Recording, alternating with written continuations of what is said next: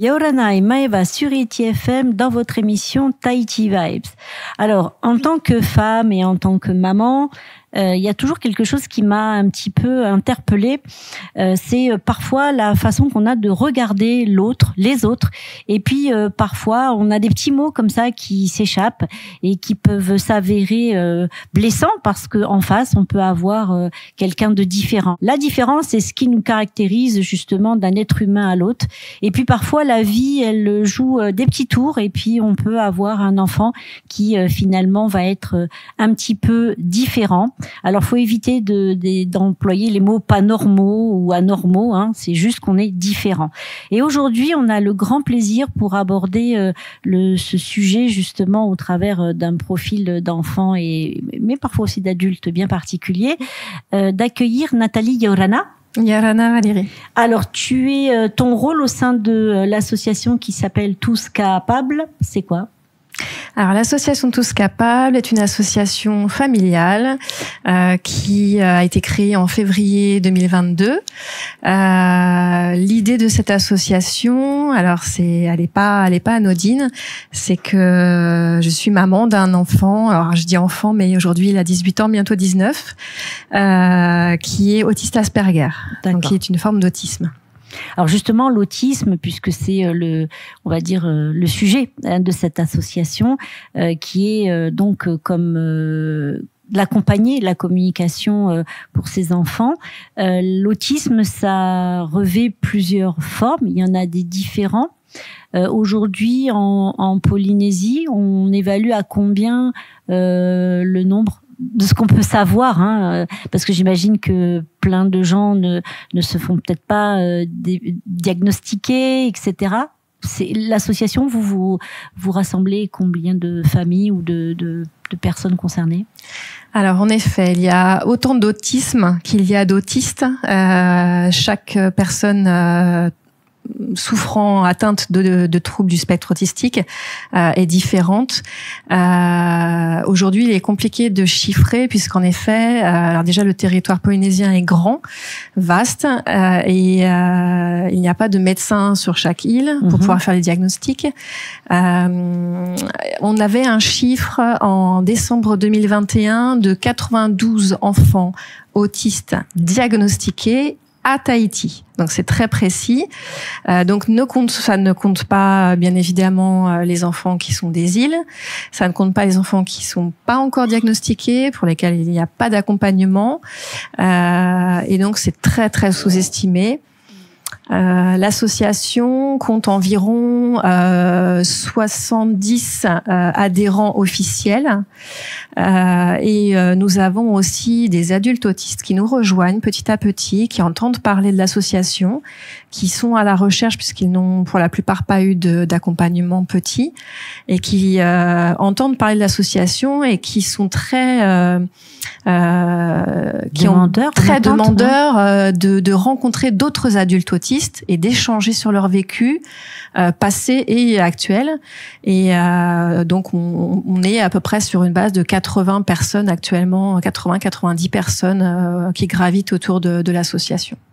Alors justement, l'association, elle a pour vocation d'être un espace d'écoute, j'imagine, d'échange, de rencontre, mais au-delà. Il se passe quoi? Vous avez des actions? Donc j'ai rencontré, parce que il faut dire, j'ai rencontré ton mari, à la sortie justement d'un supermarché à Pirée, je vais pas dire lequel, qui venait justement faire de la sensibilisation. Et je vous trouvais bien courageux.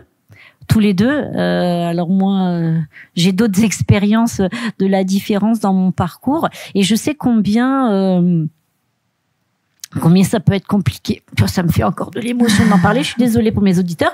C'est toujours très compliqué, en fin de compte, quand on est parent dans cette situation-là et qu'on doit, parce qu'on le doit à nos enfants, de les accompagner, d'essayer d'aider. Et donc je vous trouve déjà super courageux. Et en fait, en quoi les gens peuvent aider? Comment on peut justement vous soutenir au niveau de l'association? Alors, il y a différentes choses dans ta question, Valérie. Ouais. Je vais essayer de répondre à tout. Alors, on est courageux, oui. On le doit à nos enfants, oui. Pourquoi ? Parce que nous avons été aidés aussi pour notre fils Valentin, que j'embrasse tendrement. Qui a été très bien accompagné, puisque quand nous avons eu le diagnostic, on nous a laissé avec ce diagnostic sans proposition d'accompagnement particulière, ou en tout cas pas adapté à son type d'autisme, qui est un autisme de haut niveau. Quand l'idée nous est venue ici de proposer quelque chose autour de l'autisme, c'est tout simplement parce que on trouvait que ça manquait. Il y a des structures, hein. Il y a l'unité de pédopsychiatrie, il y a le foyer, le Faréo-Pourou qui accueille des enfants autistes. Il y a des choses qui sont faites. Il y a l'association Entre Deux Mondes aussi, qui est une association de familles, de parents d'enfants autistes. Mais ce qui manquait et ce que nous on avait en métropole, c'est une association qui permettait des prises en charge adaptées, réellement adaptées à l'autisme, puisque on parlait de différence. En fait, on n'accueille pas un enfant autiste comme on peut accueillir un enfant qui est en fauteuil roulant ou qui souffre de surdité ou qui est malvoyant. Voilà, c'est un trouble qui est neurodéveloppemental. Ça demande de connaître, de comprendre le profil de chacun. Puisque il y a autant de formes d'autisme qu'il y a d'autistes, j'ai déjà dit. Donc il faut des gens qui soient spécialisés, hein, des intervenants qui soient spécialisés pour les prendre en charge. Et en fait, c'est ce qu'offre l'association.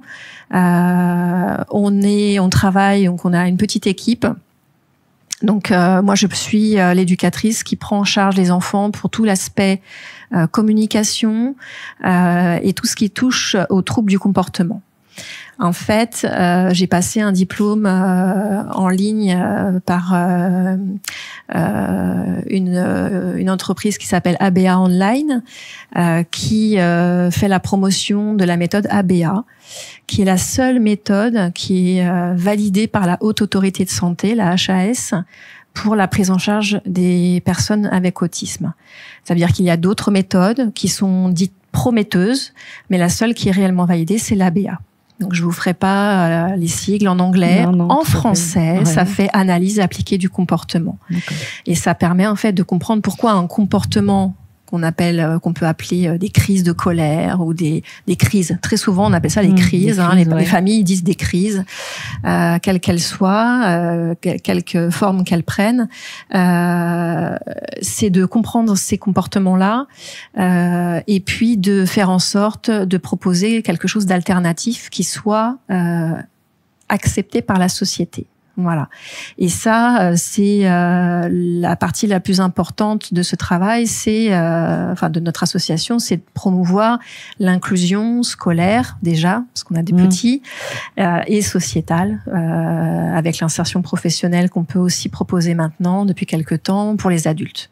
Voilà. Mais je travaille aussi avec 2 psychomotriciennes, un éducateur spécialisé qui est référent des adultes, une monitrice éducatrice qui va travailler sur de l'éveil musical, des ateliers d'écriture pour les adultes, qui va travailler aussi sur l'insertion professionnelle. On a depuis peu, on a pu obtenir une subvention, alors qui d'une commune qui a spécifié le motif de l'utilisation de cette subvention. Qui était un motif qu'on n'avait pas du tout abordé et qui était subvention pour l'emploi d'une psychologue. Et en fait, on a réfléchi et on s'est dit que peut-être ça serait intéressant de proposer aussi des accompagnements aux parents. Ben oui, parce que forcément, ce que j'allais dire, c'est vrai que souvent, dans ces histoires de vie-là, dans les familles, les parents qui ont voulu un enfant, ils s'effacent au profit de cet enfant. Et puis, ils essayent de bâtir leur vie en fonction et autour des difficultés rencontrent les enfants. Mais souvent, les parents s'oublient. Et parfois s'effacent un petit peu, et c'est vrai que c'est bien de les remettre un peu, de leur apporter du soutien direct, parce que forcément que tout ce qui est fait, c'est du soutien indirect. Mais le soutien direct, c'est quand même primordial, non? C'est ça. Nous avons un café par an, en fait, qui est proposé tous les derniers samedis du mois. Donc déjà, ça permet aux familles de se sentir moins isolées. J'ai énormément de familles adhérentes qui ont pu me dire, quand je les ai rencontrées la première fois, mais je pensais qu'on était les seuls. Et c'est quelque chose de terrible, parce que malgré que ces enfants soient suivis par des institutions, on ne met pas en lien les familles entre elles. Et ça, je trouvais que ça manquait énormément.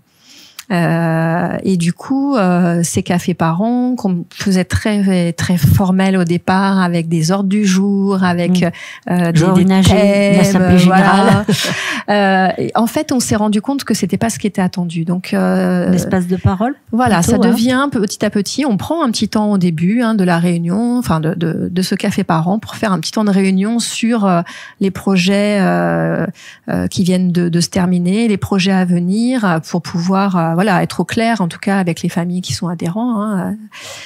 Et puis après, on leur laisse ce temps d'échange, de parole libre. Si on doit travailler, parler autour d'un thème en particulier, parce qu'une famille lance un thème, on le fait. Comme ça permet aussi d'avoir la vision de chacun, de ceux qui viennent de rentrer dans l'autisme et ceux qui sont dedans depuis des années. Et en fait, c'est ce qui importe le plus, c'est de créer un réseau entre les familles, de créer du lien. On a des familles qui sont devenues amies, qui se côtoient à l'extérieur. Okay. Voilà. La porte d'entrée, on va dire, à privilégier au-delà du médecin généraliste quand les parents se posent la question, c'est vers quel spécialiste qu'il faut plutôt aller ici en Polynésie? Alors, nous, à l'association, nous avons une neuropédiatre qui était la neuropédiatre du CAMS, du Centre d'assistance médico-sociale précoce, qui a pris un cabinet en libéral à Paia et qui a accepté de nous rejoindre pour des vacations. Donc, par le biais des consultations, donc qui sont prises en charge par l'association, c'est-à-dire le diagnostic est pris en charge par l'association, le suivi, tous les suivis de l'enfant, de même que les bilans psychomotes, tous les bilans sont pris en charge par l'association. Et la neuropédiatre de l'association qui travaille avec nous, en tout cas, est spécialisée, de par son diplôme. Les neuropédiatres sur le territoire, ils sont pas très nombreux, donc c'est compliqué d'avoir des rendez-vous. Les pédopsies aussi, les pédopsychiatres peuvent faire des diagnostics, donc que ça soit au CAMS ou avec des pédopsychiatres en libéral. On peut aussi avoir des diagnostics, et c'est uniquement ces deux spécialités-là qui peuvent diagnostiquer. Voilà, pas les médecins généralistes. Non, les médecins généralistes, c'est la porte. Voilà, la médecin généraliste oriente. Et nous, en fait, on souhaiterait pouvoir sensibiliser les médecins généralistes au dépistage précoce. C'est surtout faire confiance aux familles, parce que les familles savent s'il y a quelque chose, s'il y a quelque chose qui semble bizarre ou pas. C'est ça. C'est le mot que j'allais dire. Il y a quelque chose de bizarre qui se passe. Il y a quelque chose de bizarre, mais on va entendre, c'est un enfant qui peut être timide, il est encore petit, on va lui laisser le temps. C'est ce qui m'est arrivé à moi. Et donc les années passent, c'est pas de la perte de temps. Mais le diagnostic précoce fait que plus on prend en charge précocement un enfant, et plus le cerveau est malléable, et plus on peut rattraper des choses. Voilà. Ouais. Tu vois, le temps passe vite. T'étais un petit peu angoissée au début en disant oulala. Non, mais en fait, ça va super vite. Alors, écoute, on arrive déjà quasi à la fin de cette émission. Donc, on va juste dire un mot. Le 23 et le 26 avril ont lieu les journées du handicap, c'est ça? Du 23 au 26 avril, les journées polynésiennes du handicap au parc Aoraitiniho à Pirée. Et donc, c'est un rassemblement alors je ne sais plus combien nous sommes aujourd'hui, puisqu'il y en a eu des nouvelles. Les associations. 27, 28, 29 par là, associations qui entourent tout type de handicap, qui se regroupent pour faire parler d'elles et puis récolter. Alors on fait beaucoup de récoltes de dons dans ces moments-là. C'est normal. Voilà, on fait nous aussi à Tous Capables, on fait beaucoup d'événements tout au long de l'année pour récolter des dons, sachant que tous les dons reversés, c'est la spécificité de l'association, servent à payer les intervenants, puisque nous ne faisons payer aux familles qu'une participation financière de 1 500 francs par séance. Très bien. Ça, c'est le point pour moi le plus important, pour ne pas faire de différence. Exactement, faut pas que ce soit un frein à la prise en charge. Et aucune famille n'est freinée par ça. Alors si vous voulez en savoir plus, je vous encourage à aller sur Facebook. Donc Tous Capables, je dis AA parce que c'est bien 2 A, C-A-A. Vous retrouverez toutes les informations, leur numéro de téléphone, un lien aussi vers leur adresse mail, mais aussi vers leur site internet. Donc je vous rappelle, amis auditeurs, que cette différence, il faut l'accompagner et non pas la pointer du doigt. Donc rendez-vous du 23 au 26 avril au parc Auray Tinihau pour soutenir toutes les associations, dont celle de Nathalie aujourd'hui. Merci beaucoup à toi d'être venue.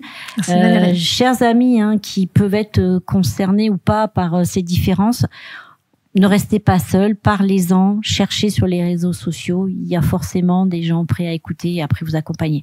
Là-dessus, je vais essayer de me défaire un peu de ce nœud que j'ai dans la gorge pour vous souhaiter à tous une très belle journée. Restez fidèles à ITFM, la plus belle des radios, et puis soyez tolérants.